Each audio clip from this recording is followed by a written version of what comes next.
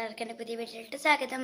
അപ്പം നമ്മൾ ബാംഗ്ലൂർ വാക്കാണ്. ഇപ്പം ഉച്ചയാണ്. ഉച്ചക്കാണ് ഇങ്ങനെ കഴിഞ്ഞു.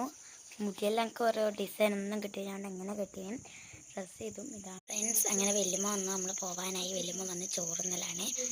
ബാഗൊക്കെ വണ്ടിയിൽ എടുത്ത് വെച്ചു. അങ്ങനെ വീട്ടിൽ നിന്ന് ഫുള്ളും ബാംഗ്ലൂരിൽ നിന്ന് ഡാൻസിൻ്റെ ആക്ടിങ് അങ്ങനെ കുറേ വീട്ടുണ്ടാവും. വണ്ടിയിൽ കയറിയിരുന്നു. പിന്നെ അവരൊക്കെ കയറുന്നത് ഇത്രയ്ക്ക് സ്ഥലം.